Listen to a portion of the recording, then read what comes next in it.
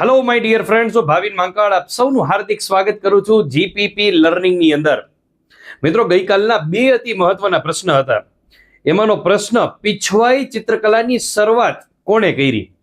તો મિત્રો, આમ જોવા જાવ ને તો પીછવાઈ ચિત્રકલાની શરૂઆત જે છે એ નાથ દ્વારાથી થઈ હોય તેવું માનવામાં આવે છે.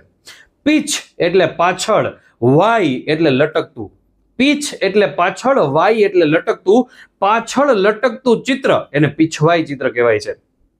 એટલે કે ભગવાનની મૂર્તિની પાછળ જે ચિત્ર રાખવામાં આવે એને પીછવાઈ ચિત્ર કહેવાય સાહેબ. અને આ પીછવાઈ ચિત્રની શરૂઆત નાથ દ્વારાથી થઈ હતી. અને મોટા ભાગે કૃષ્ણ ભગવાનની બાળ લીલા છે, રાસ લીલા છે, માખણ ખાતા હોય એવી લીલા છે, અને આવા અલગ અલગ પ્રકારના કૃષ્ણ ભગવાનના જે છે એ ચિત્રો આની અંદર દોરવામાં આવતા હોય છે. દ્વારકાધીશના મંદિરની અંદર મૂર્તિની પાછળ પણ જે ચિત્ર હોય છે એને પણ પીછવાઈ ચિત્ર જ કહેવામાં આવે છે. અને વૈષ્ણવ સંપ્રદાયના લોકો આને સૌથી વધારે દોરે છે.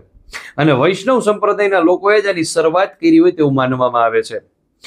સૌથી વધારે દ્વારકાની મંદિરની ચર્ચા કરીએ તો દ્વારકા મંદિરના દરવાજા કેટલા છે? 2 દરવાજા છે.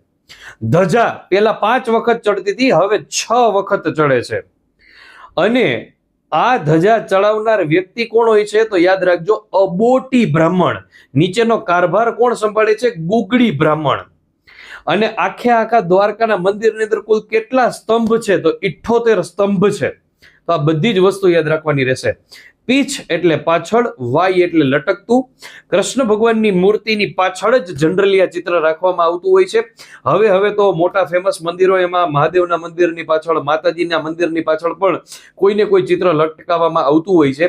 એને બધાને પીછવાઈ ચિત્ર કહેવાય. પણ મોસ્ટ ઓફ બધા જ કૃષ્ણ ભગવાનના મૂર્તિની પાછળ તો આ પીછવાઈ ચિત્ર હોય જ છે. વૈષ્ણવ સંપ્રદાયના લોકો દોરે છે, યાદ રાખજો સાહેબ. આપણા વિડીયો દરેક કેટેગરીના લોકો માટે ખૂબ જ ઉપયોગી છે.